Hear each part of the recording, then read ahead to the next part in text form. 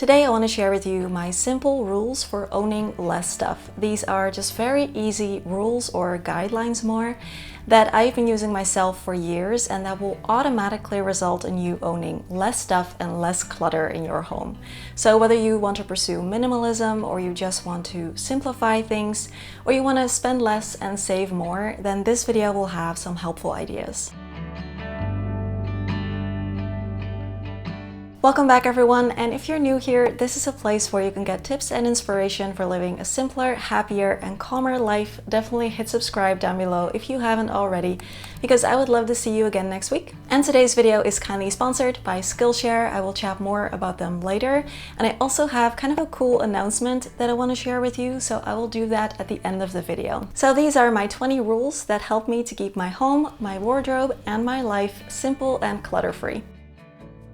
Number 1, if you wouldn't have paid full price, you also don't need it if it's on sale or free. This is a little trick I like to use, and it makes it a lot easier because if something is on sale or someone offers you something for free, it can be hard to decide whether you should take the deal or not. So ask yourself if you would also have paid full price for this item if you could afford it, because if you would, that means that you actually value the item itself, and if not, then that means that you probably don't really value it enough, and it is very likely going to end up to be one of those things that you hardly ever use. Number 2, reduce gift giving. When it comes to the holidays, birthdays, anniversaries, it kind of seems as though gifts are just always going to be a part of it automatically, and that there's always going to be a huge amount of stuff coming into your home, but it doesn't have to be the case. You can just decide amongst yourselves to this year maybe do something else instead of gifts. So maybe doing something fun together, valuing shared experiences over material possessions. My partner and I have almost completely stopped gift giving between the two of us, so sometimes we will give each other something for our birthdays, but we never give anything for the holidays or for our anniversary, so we just choose to do something fun together instead and celebrate that way. If you would feel relieved if it was no longer there, then you can feel good about letting it go. This is a rule that really helps me out a lot when it comes to decluttering, whenever I'm not sure if I want to keep something or not. Ask yourself if you would feel relieved if one day you woke up and the item was just magically not in your home anymore.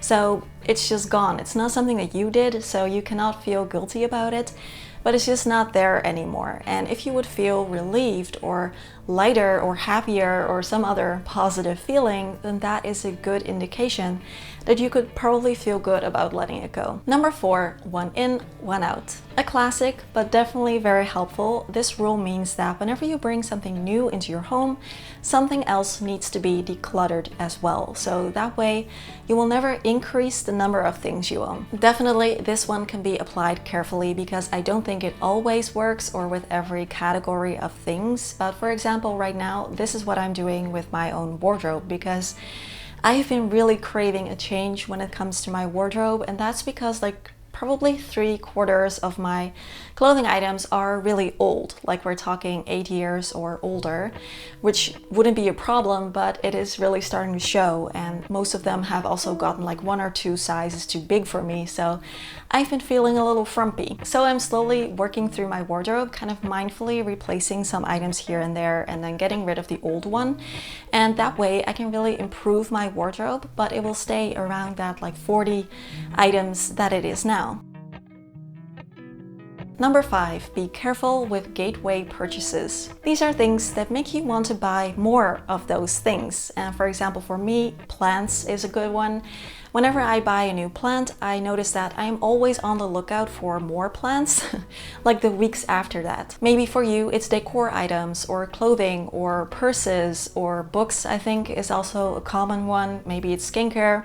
So be careful with these gateway purchases. Number 6, if you didn't know you had it, you probably don't need it. If you're decluttering and you come across items that you didn't even realize or remember you had, then chances are very high that you don't really need that item and you can feel good about giving it a second life somewhere else. This also works the other way around. If you go shopping and you see an item that you didn't know existed, then it is very likely that you also don't really need it because there wasn't really a problem or some kind of issue that you were facing that made you go out looking for such an item. You're just seeing it and you think like, oh, that exists. So that can also be a good indication that this item would probably be excess. By the way, this video is not meant to make anyone feel bad about buying some new things or not being a typical minimalist or anything like that. So please take it the way I meant it. It's just a way to be more intentional with the stuff that we bring in and the stuff that we let go. If you don't know where to put it in your home, be careful with this purchase. I always ask myself, if I'm thinking of getting something new, where am I going to put it? Where in my home is it going to live? And if I cannot think of a good place for it, then I am very careful with that purchase, because things that don't really have a home or a place where they can comfortably fit in your home are very likely going to make it look very cluttered and complicated. Number 8, always do the math. You probably don't need 40 pairs of socks, but only owning 2 pairs of socks is also going to be annoying. So do the math here. It really helps just to quickly think like, how many pairs of socks do you wear and how often do you do laundry? Just a quick math trick to determine how many pairs of socks is right for you. And this can be done with all kinds of household items that you don't know what to do with. Plates, even shoes, towels, bedding, sheets, you name it. Number 9, shop from your own home first. I have made it a rule that if I feel like I want or need something, I will first just check to see real quick if I already have something in my home that I can use. And it might not do the job perfectly, but if it gets the job done, then that is what I will try to do first. And this has definitely saved me from making a lot of unnecessary purchases in my life. For example, you might not need a new outfit for every event that you've got coming up. You know, depending on what it is and what the dress code is, there could be something that really works well already in your closet right now. Number 10, wait with replacing things until it's actually necessary. We don't need a new phone every 2 years or a new TV every couple of years. These kinds of purchases I always try to postpone and make do with what I already have as long as possible, and that can really save you a lot of money over the years. Now, there is a risk of going overboard here, and I've definitely gone there a bunch of times, so do be careful, because if something is falling apart or if it takes like 10 minutes for your laptop to start, don't feel bad about replacing things that really need replacing. So try to find a balance here. We have 10 more to go, but first I want to quickly tell you about today's sponsor, which is Skillshare. I've been a huge fan of their platform for like 3.5 years at this point, and I still continue to get so much value from their classes. Skillshare is an online learning community with thousands of classes on basically every topic that you can think of.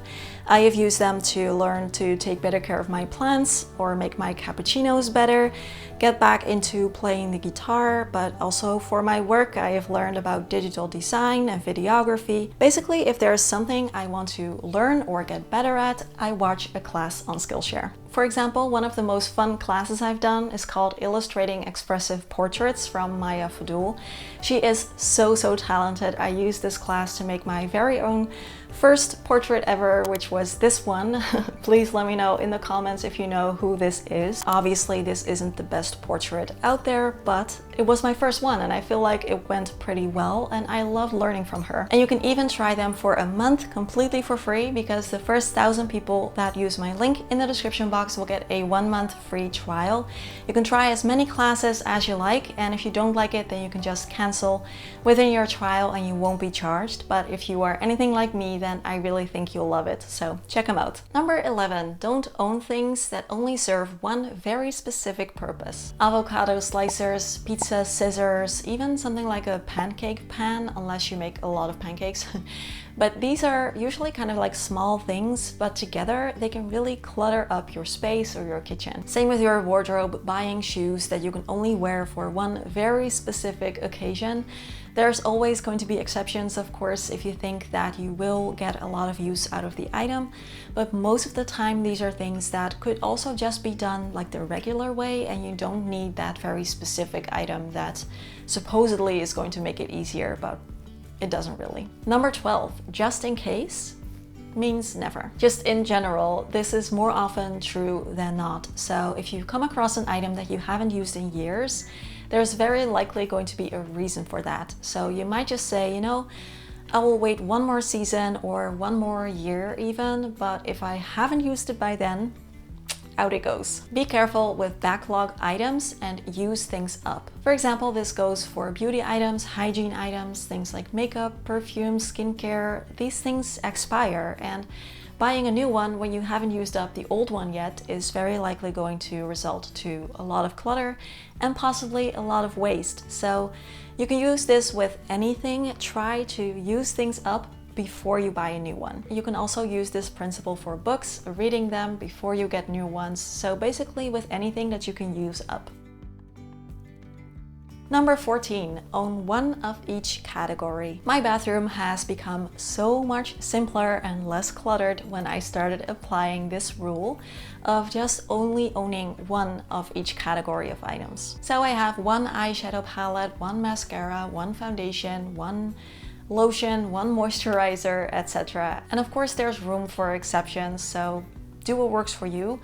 But in general, this can really help to decrease the number of things you own drastically and save you a lot of money, because you're not tempted to buy this new pretty lotion in the pretty stand in the store, or this new shade of something or other, because you already have something that you like. Number 15, if you cannot use it a year from now, don't buy it. This is about avoiding super trendy things in general, and this is a great way to just have a lot less stuff, because the things that you have will be timeless and you can just continue to use them year after year after year after year, especially if you take care of them with a little love. Like these twister wiggly spoons with all the colors that you see everywhere right now. I mean, I guess, yeah, they are fun to look at, but you can immediately tell that this is going to be a very short-lived trend. When it comes to these hyper trendy, very specific things, they are very likely just going to look a little ridiculous a year from now when they're no longer trendy. And it's one thing if something isn't trendy anymore, but you still like it, then by all means keep using it. But it is very likely that you are also just kind of going to be a little tired of it like a year from now, and that's just a waste in my opinion. Number 16, become an outfit repeater. There is absolutely nothing wrong with wearing the same outfit again and again and again, in my opinion, and I think it's great because using things often will decrease their carbon footprint, it will decrease their cost per use. So the more use you can get out of a clothing item, the better. You can always try and mix things up or style them in different ways if you want some more variety. And again, there is a balance here. If something is just used up and it shows, then don't feel bad about getting rid of it. But being an outfit repeater is just a really great way to get the most out of your wardrobe without having to buy new things for it all the time. Number 17, start a get rid of it box. Make it easier for yourself to declutter on the go. So as soon as you come across an item in your home, then you can drop it in the box. We have a little drawer that we use for that purpose. And once the box is full, you can just quickly go over all the items, see if there are any of them that you've actually missed in the meantime. If so, take them out.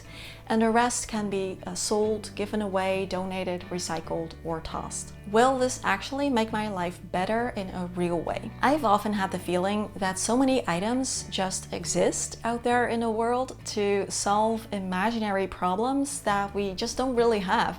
Kind of like a solution to a non-existent problem. Certain tech gadgets can be a good example of this. Like sometimes they can actually make our life better or easier or more fun or whatever.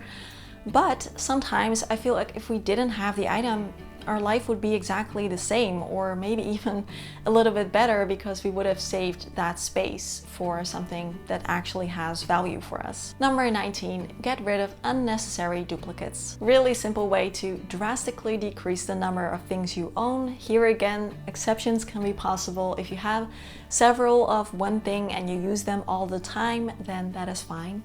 But you probably don't need like 5 teapots or 6 different pairs of scissors or 3 different kinds of woks, etc. Is it woks? Wok?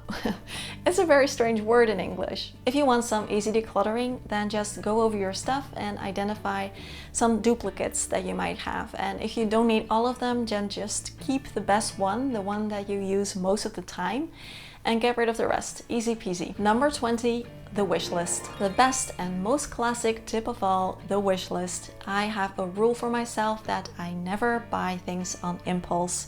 So if I want something, I will write it on my wish list, or I'll take a picture of it in the store.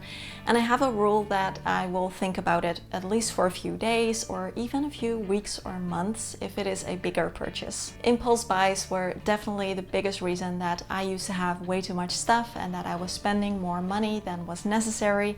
So if I write it down, I think probably 4 out of 5 times, I end up not really wanting it anymore after a few days have passed. So if you want to decrease the number of things coming into your home, then start a wish list and have a rule that you want to think about it at least for a few days. Now that we are at the end of the video, I want to share a cool announcement with you, and that is that I've been asked to do a talk at this year's Get Organized HQ Virtual. This is an annual online conference with over 100 creators speaking, and I am being interviewed on how minimalism relates to self-care. So it's a really cool event. There are sessions about home organizing, meal planning, budgeting, cleaning, decluttering, self-care, a lot more. The conference is from September 11th till 15th, and the cool thing is that you can attend it completely for free. I have a link in the description box that you can use to claim your free ticket, and you can watch all the sessions that you want for free within the first 24 hours that they are up. So you can just select all the sessions that spark your interest, and you will be alerted when they are available for you to watch within the first 24 hours. You can also choose to upgrade to an all-access pass, and this will give you lifetime access to all of the sessions and also a lot of cool bonus content. So if you use my link to sign up and you upgrade to the all-access pass, then I, as a speaker, also get a commission.